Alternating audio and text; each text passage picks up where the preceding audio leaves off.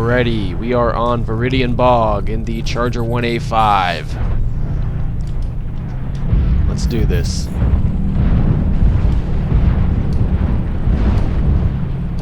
Okay, come on, man.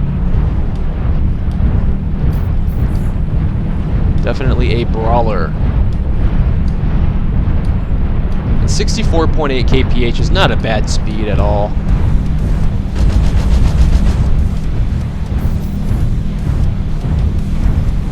I am fine with this, but I am anxious to try the other variants. I can't wait. So we'll see. Who knows? This is the first Charger that I've done, and just because it has ballistic hardpoints, and you know, the hardpoints on the Charger are great. They are mounted fairly high, which makes for a good time here.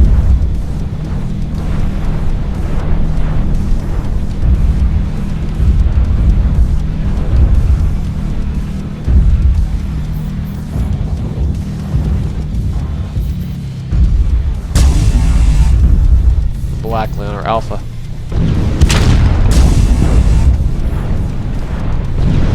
That was way too far from my AC-20. Although we did hit him, still, all of these weapons really do have a similar range on them. Almost exactly, except for the quirks. The quirks kind of changed that a little bit, but I actually want to probably get some more velocity quirks for my AC-20. Because the AC-20 does it does shoot kind of slow. The velocity on AC-20s is very slow, and sometimes that can be a pain in the ass.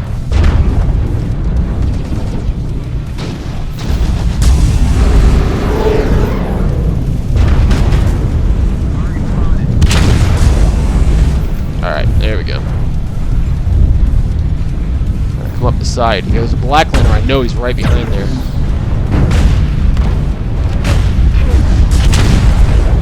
Marauder. Also got a Hellbringer target. Foxtrot. Very careful right here.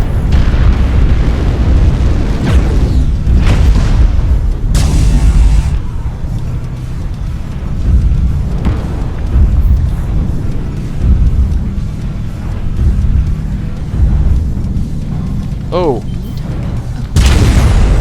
Charlie, right in the back. Here we go. One more. Come on.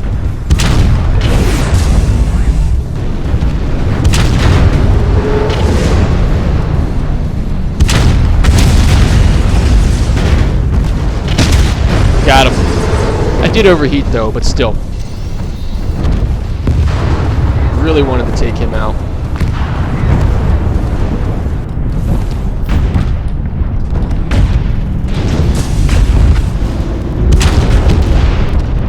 Back it up here.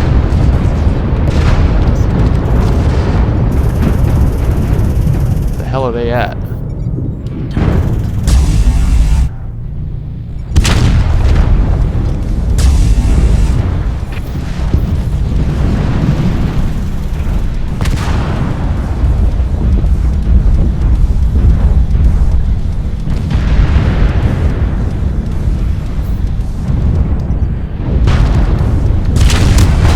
Oh man, we just ripped that Locust in half.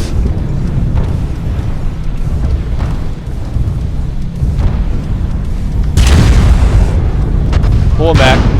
Oh no. Pull him back, pull him back. Oh, airstrikes. Out the woo. Damn. Is there someone behind me? What the hell's going on here? I'm gonna jump down.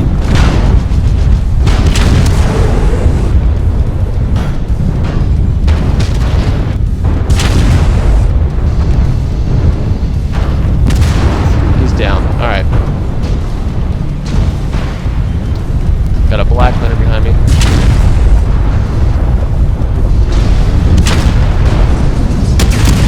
Black Lantern's down. Oh! Come on. It's my Marauder is healthy.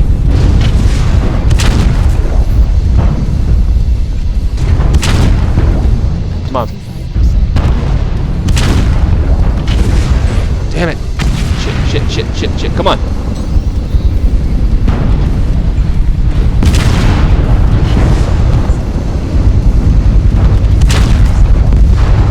Damn.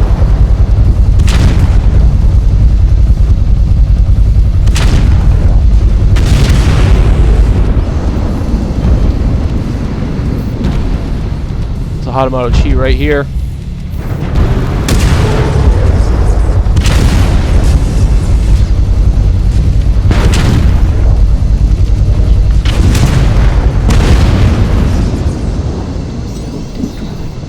Way too hot. Come on, turn. Woo.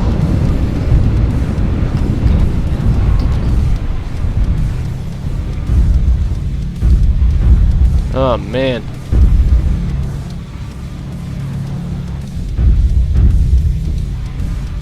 That was crazy.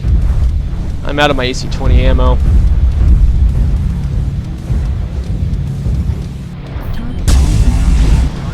Juliet, is he the last one? Yes. I do have my medium lasers. I gotta watch out for my CT though. I still got my SRMs and 2 medium lasers, which will be fine.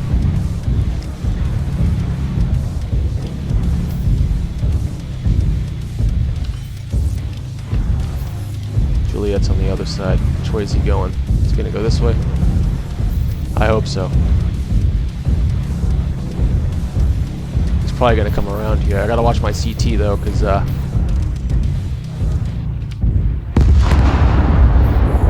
he got him. That's it.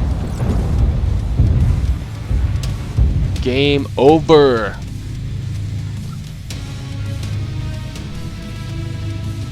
It was a good game. Yes, it was. 2 kills, 9 assists. 2 solos, 4 KMDDs, 960 damage. We did pretty damn well. 623 match score. 960 damage. 623 match score. That's a high match score. Holy shit. Wow. Wow. What a great match. This mech is fucking awesome. It may be my new favorite assault mech. I don't know. It's something about this mech is just fucking great. Awesome! Welcome to Mech Warrior Online. This is Fuzzy Nova, and today we have the Charger. We are doing the 1A5 variant. Now, before we get started, I am coming in a little bit late on the Charger, but it was a tough choice between this and the Hadamoto Chi. But I had my eye on the Charger since they advertised it, and I got the Charger first. There's been some negative things about it that I've heard a lot about, and some good things. Mostly a lot of negative things. People are saying, this thing's alright. This is the only variant that I've tried so far. I've only had the mech a day, so I haven't tried the other 2 variants. Now, the big thing with the Charger is that it's capable of going 80 kph, so, you know, it's about as fast as a gargoyle. You can get it up there. But this variant is the only variant that comes with the stock engine that doesn't go 80 kph. This is also the only variant, the only standard variant that comes with ballistic hardpoints. So, we're going to do the 1A5 first, and I'm just going to go ahead and say it right now. This is one of my most favorite top 5 Endosteel assault mechs yet. I have had such a good time in this variant. So many good fucking matches. Every now and then, I'll get a mech that really just clicks. And it just goes so well. And it works amazing. And I find a perfect build for it. And that's what happened with this Charger 1A5. I'm in love with this variant. I think it's a great assault mech. And, if you bought a Charger and you're not having a good time with it, really go ahead and get the 1A5, and I want you to try this build out. So we're going to be brawling today. This is a devastating brawl build that I have for you, and this the Charger itself, I really love the design of this. I actually like this better than the Hatamoto Chi design. I know that's crazy, right? But there's something about this charger that really gets to me. Anyways, if you are not caught up on the lore or don't really pay attention to the lore, basically the charger was kind of laughed off as a joke. If you haven't noticed, one of the standard charger variants comes with 5 small lasers, and it's an assault mech. So really, they try to keep true to the original build from the lore, and you know, the charger was really only good for, at first it was really only good for fighting infantry or fighting combat vehicles, and although it does have a good amount of armor, the weapons just weren't there. But that's the thing. That's the cool thing about MWO, is that you can refit and rebuild your mech to the way you want, and you know, a lot of different options. You don't have to have your mech going 80 kph. Like this one doesn't go 80 kph. This one goes like 64 kph. So if you do decide to go XL or drop your engine, you know, maybe gain some extra tonnage for those weapons. And if you are a fan of the lore and you don't want to change your build, if you want to run your charger with 5 small lasers, then go right on ahead. That's still fucking awesome. I think it's awesome. Anyways, the 1A5, guys, this is one of the best fucking assault mechs that I've piloted in a while. And it's probably just because of the build. So let's go ahead and talk about that. The 1A5 comes with 2 ballistic, 2 energy, and 3 missile hardpoints. So we've got 3 of those missile hardpoints in our left torso.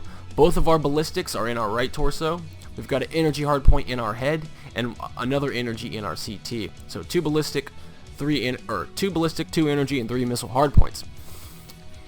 Naturally, this mech comes with a Innersphere AC-20 cooldown quirk. So I'm sticking with the AC-20. Or in the right torso. We're sticking with that AC-20. I was going to go LBX or Heavy Gauss, but since we do have that quirk, I'm going to go ahead and use the AC-20. For our missiles, I'm going with triple SRM-6 in that left torso. Pop them all right in there. For our energy, we're just going to go with 2 medium lasers because my main weapon here is the AC-20 and SRM-6. The really brawly type weapons. Those medium lasers are going to be great for backup. You only have 1 slot in your head, so fitting anything bigger than a medium pulse laser in your head is not going to be possible. Although in your CT, you could fit basically anything else. Still, we're going with 2 medium lasers, AC-20, triple SRM-6. This is a Brawl build. This is a classic Brawl build, and the good thing about this is the charger has a lot of armor. If you can get into range, and all of these weapons here have almost identical ranges. All the optimal ranges for each of these weapons is almost identical, which helps out a lot. So, I have light Ferro, double Heatsinks, and Endosteel. Endosteel definitely going to want double Heatsinks. I've got about 3 tons of SRM ammo. Basically, I do a ton apiece for each weapon. And then I've got 3.5 tons of AC-20 ammo. Armor points. 113 CT, 76 torsos, 58 arms, 72 in the legs. A lot of armor. We've got a lot of armor here. Also, there are no weapons in your arms. So, the arms aren't that wide, but they are going to be good for shielding. Having no weapons in your arms is actually pretty cool. The hard points on this mech, all of them are pretty high. We'll take a look at that in a second. We do have our standard 320 engine. I'm keeping it in. Standard engine I would recommend for this, for the Brawl build. You know, unless you're wanting to do something crazy, you can put an XL or a light. I don't really know about that. I'll have to test it out, but as of now, standard 320, that's what we're going with. Heat management, 1.37 out of 2. I've only got 1 double heat sink in there, but really upgrading to that double heat sinks, even if you don't have any double heat sinks on your mech, is going to give you quite a boost in heat management. Quirks. Now this is a really important part to this. Of course, we do have our AC-20 cooldown. That's why I'm using the AC-20. I've also got a couple other cooldown quirks. We've got laser duration quirks, minus 10% heat, plus 8% velocity. The velocity is really going to help on that AC-20 and SRMs. Mostly I got it for the AC-20. The AC-20 it kind of shoots kind of slow. I mean, I always feel like that LBX autocannons shoot way faster, but the AC-20 feels like you're lobbing a softball. So getting velocity quirks on that is really going to help. We also have SRM ammo capacity. Basically, it's almost all under the firepower tab. Heat gen quirks, cooldown quirks. I don't have too many. I've only been working with this for like a day. So really, it looks kind of like that. Not too much, but it's enough to really help out. That's really it for this. This is a really, really good build, guys, and I would definitely recommend it on this variant. I've had so many good matches, and it doesn't happen too often to where I get into a mech and it feels just perfect. There's a handful of mechs like that, and every now and then I'll get into one and it's just right. So, with that said, throw on your weapons, get in your Charger 1A5, and let's go fucking brawl. See you on the battlefield. You know who you are. Yeah, it needs more high ground. Right down to them.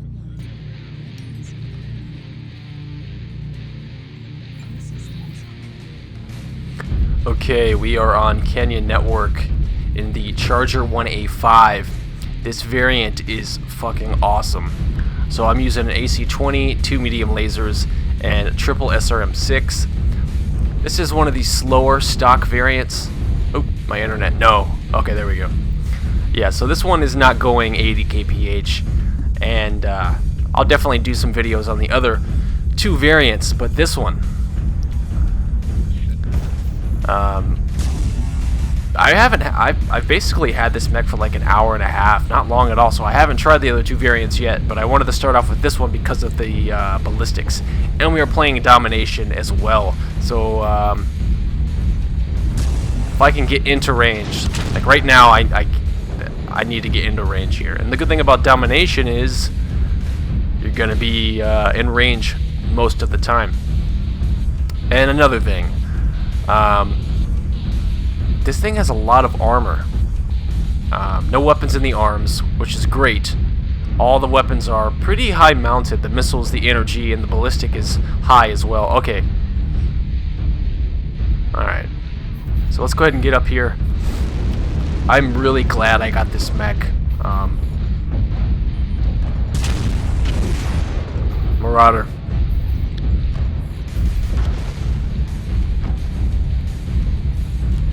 Some mechs just click for me, some don't. This one, at least this variant, so far has.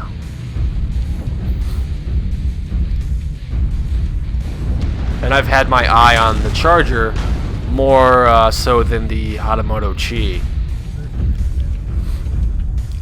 There's a lot you can do with this variant.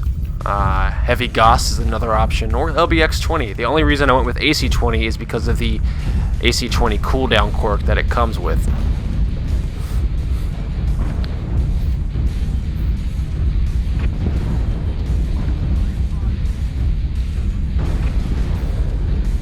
Shadowhawk, Foxtrot, and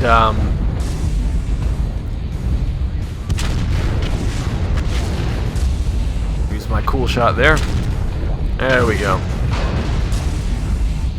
So it is a little hot. This build is a little hot. Oh shit! We need to watch our top there. We do not want to get hit with those alarms anymore. We got Hatamoto Chi up top there. He's got 2 AC-10s and a shit ton of SRMs. So he's a brawler as well. We're gonna take a peek around this corner here. Shadowhawk, got him. Gonna pull back there. I really like the design of this mech. I really like it. That's the, a big reason why I got it. Kodiak.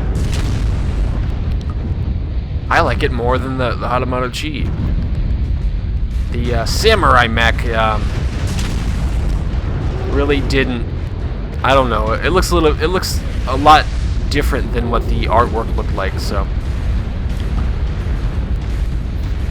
We got a bunch of big mechs on top. We got a Stalker, a Timberwolf, a Mad Cat, Kentaro, a bunch of big guys up there. Gotta watch it. Juliet is coming out. Let's go ahead for a CT, AC-20. Bam. Oh my gosh. Airstrike. Fuck it. Fuck it. Come on. Man, that AC-20, man. Having that cooldown really helps, because this build can get hot. Oh, wow. There's a lot of them. Kentaro. Oh. Alright, we're going to pull back. Pull back, pull back, pull back. I lost my left arm. Fire on that stalker. Pull back. Come on, guys. Alright.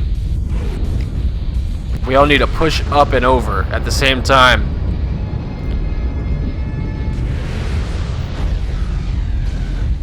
Alright, look, they are rotating. We need to move up. We need to move up. Yep, they're coming around behind us. We need to move now. Let's go. Alright, Warhawk is down. Let's go. Come on. That was really the big guy I was waiting for. Hellbringer. Oh, and there's a cicada. Oh, no. I don't like that. We got them all down here in the valley. And that's where we want them. Kentaro. I need to get a better angle here. That damn cicada's worrying me, though.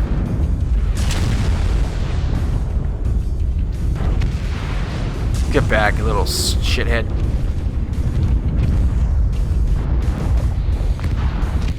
Come on. Mad Cat. He's dead, alright. Oh, Hellbringer to my left. Shit. Oh. Alright. I was trying to alpha strike him in the back, but... there he goes. Ugh, I'm out of... alright, come on.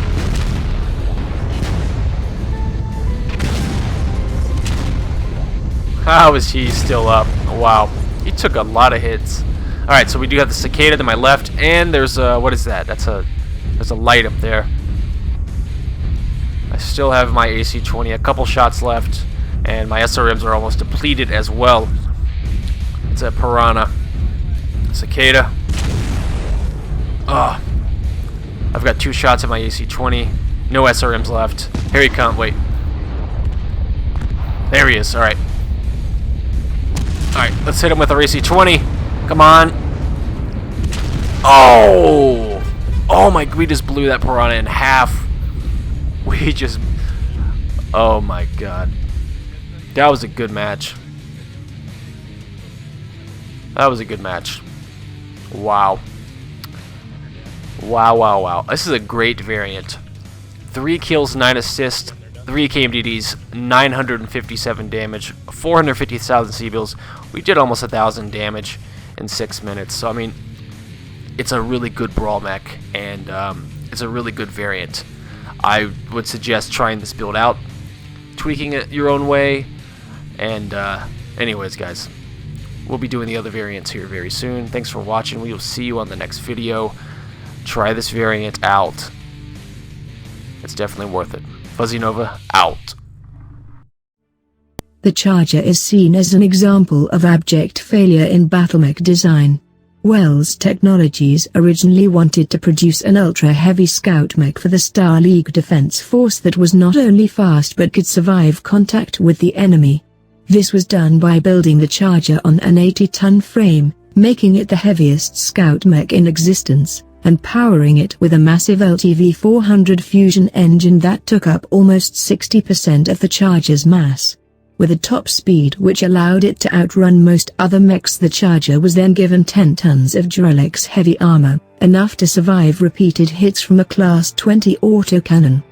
However, these features left very little room for offensive capability, an intentional deficiency on the part of the design team, as they saw any task other than gathering data a distraction. This was to be the mech's downfall, as its popgun laser array proved to be quite laughable, capable of little more than fighting infantry and light combat vehicles. Its armoring, while respectable, could not stand up to sustained punishment, which meant if the mech got too close to heavy combat or trapped by superior numbers, it could be shot to pieces. When the Charger debuted in 2665, it quickly became derided as a light mech trapped in an assault's frame, and the Star League quickly withdrew it from use. Wells Technologies eventually found itself wallowing in over 1,000 Chargers which no one now wanted to buy. In an odd twist of fate, the fall of the Star League and the start of the First Succession War would save the company and the Charger.